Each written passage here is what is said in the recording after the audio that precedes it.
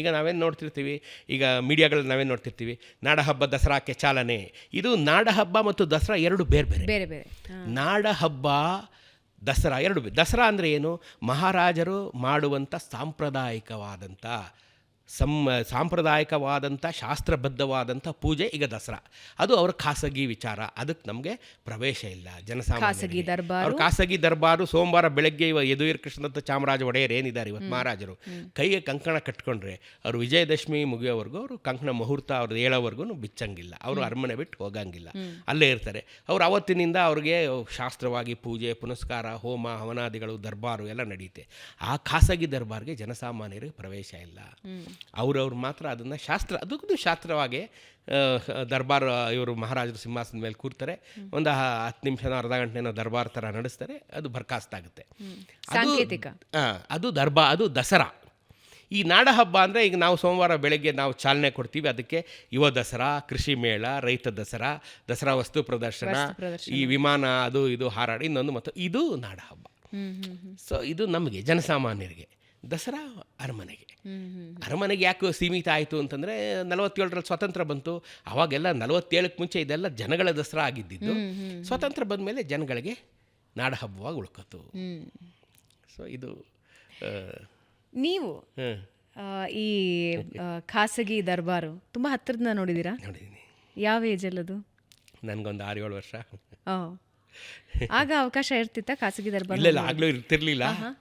ಕರ್ಕೊಂಡೋಗೋರು ಹಿಂಗೆ ಈಗಲೂ ಹೋಗ್ಬೋದು. ಅಂದರೆ ಈಗ ದರ್ಬಾರ್ ಡ್ರೆಸ್ ಹಾಕೊಂಡು ಹೋಗ್ಬೋದು.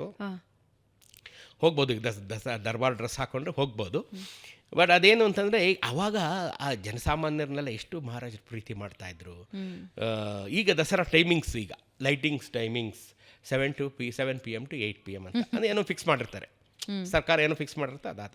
ಆಗ ಹಂಗಿಲ್ಲ. ಆಗ ಜಯಚಾಮರಾಜ ಒಡೆಯರು, ಕೊನೆ ಮಹಾರಾಜರು ಜಯಚಾಮರಾಜ ಒಡೆಯರು ಪ್ರತಿದಿನ ದರ್ಬಾರ್ಗೆ ಅವ್ರ ಮುಹೂರ್ತ, ಸಿಂಹಾಸನಾರೋಹಣ ಒಂದು ಮುಹೂರ್ತ ಅಲ್ವಾ? ಸೊ ಪ್ರತಿದಿನಕ್ಕೆ ಒಂದೊಂದು ಮುಹೂರ್ತ ಇರುತ್ತೆ. ಟೈಮಿಂಗ್ ಆ ಕಡೆ ಒಂದು 10 ನಿಮಿಷ ಈ ಕಡೆ ಚೇಂಜ್ ಆಗ್ತಾ ಇರುತ್ತೆ. ಆ ಮುಹೂರ್ತದ ಪ್ರಕಾರ ಅವ್ರು ಬರ್ತಾರೆ. ಸೊ ನಾವೆಲ್ಲ ಅರಮನೆಗೆ ಹೋಗಿದ್ದಾಗ ಕೆಳಗಡೆ ಎಲ್ಲ ಆವಾಗ ಎಲ್ಲ ಲೈಟ್ ಎಲ್ಲ ಆಫ್ ಆಗೋಗಿರೋದು, ಎಲ್ಲ ನಾವೆಲ್ಲ ಕೆಳಗಡೆ ಕೂತ್ಕೊಂಡಿರೋದು, ಹುಲ್ಗಾವನ ಮೇಲೆ ಕೂತಿರೋದು. ಅಲ್ಲಿ ಮಂಗಳವಾದ್ಯ ಶುರುವಾದ ತಕ್ಷಣ ಇಲ್ಲೆಲ್ಲ ಎದ್ದು ನಿಂತ್ಕೊಂಡು ಕೈ ಮುಕ್ಕೊಂಡು ನಿಂತಿದ್ರೆ ಇಲ್ಲಿ ಮಹಾರಾಜರು ಅಲ್ಲಿಂದ ಬರೋರು. ಅವರು ಬಂದು ಸಿಂಹಾಸನದ ಮೇಲೆ ಕೂತ ತಕ್ಷಣ ಲೈಟ್ ಹತ್ತಗೋದು. ಅವ ಮಹಾರಾಜರು ಎಲ್ರಿಗೂ ತಿರುಗಿ ಜನಸಾಮಾನ್ಯರಿಗೆ ನಮಸ್ಕಾರ ಮಾಡೋರು, ಜನನೂ ನಮಸ್ಕಾರ ಮಾಡೋರು. ನಾವು ದರ್ಬಾರ್ ನೋಡ್ಬೋದಾಗಿತ್ತು, ಮಹಾರಾಜರು ನಡೆಸೋವಂಥ ದರ್ಬಾರು ನೋಡ್ಬೋದಾಗಿತ್ತು. ಸೊ ಅದಾದಮೇಲೆ ದರ್ಬಾರ್ ಮುಗಿದ ತಕ್ಷಣ ಅವರು ಸಿಂಹಾಸನದಿಂದ ಇಳಿದ ತಕ್ಷಣ ಲೈಟ್ ಆಫ್ ಆಗೋದು. ಅವ್ರು ನಮಸ್ಕಾರ ಮಾಡಿ ಒಳಗಡೆ ಹೊರಟೋದು. ರೋಮಾಂಚನದ ಕ್ಷಣ ಅಲ್ಲ ಮಕ್ಕಳಿಗಂತೂ. ಆ ಮಹಾರಾಜರನ್ನು ನಾವು ಕಣ್ಣು ತುಂಬಿಕೊಳ್ಳೋದೇ ಒಂದು ರೋಮಾಂಚನ. ಅಂಥ ಮಹಾರಾಜರು ನಾವು ನಭೂತ ನವಭವಿಷ್ಯತಿ.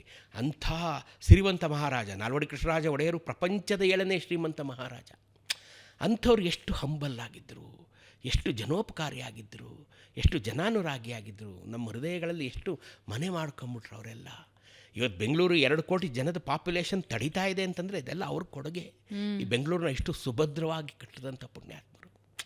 ಹಾಗಾಗಿ ಅವರನ್ನು ನಾವು ಎಷ್ಟು ಕೊಂಡಾಡಿದ್ರೂ ಸಾಲದು. ಅಂಥ ಮಹಾರಾಜರು ಅಷ್ಟೇ ಒಳ್ಳೆಯ ಮಹಾರಾಜರು, ತುಂಬ ಒಳ್ಳೆ ದೇಹಿ ಅಂತ ಓದೋರ್ನಂತೂ ಯಾರೂ ಅವರು ಪಾಪ ವಾಪಸ್ ಕಳಿಸ್ತವ್ರಲ್ಲ. ಅಂಥ ಒಳ್ಳೆ ಮಹಾರಾಜ. ನನ್ನದೆಲ್ಲವನ್ನ ಕೊಟ್ಟರು, ಹೋದವರು ಮಾತ್ರ ಅಲ್ಲ ಎಲ್ಲರಿಗೂ. ನೋಡಿ 1947ರಲ್ಲಿ ಏಕೀಕರಣ ಆಯಿತು, ಎಲ್ಲರೂ ರಾಜರು ಬಿಟ್ಕೊಡ್ಬೇಕು ಅಂತ ಆಯಿತು. ಅದೊಂದು ಸ್ವಲ್ಪ ಚೂರು ಈ ದಸರಕ್ಕೆ ಚೂರು ಈ ಕಡೆ ಬಂದು ಆ ಕಥೆ ಹೇಳ್ಬಿಡ್ತೀನಿ. ಖಂಡಿತ ಹೇಳಬೇಕಂದ್ರೆ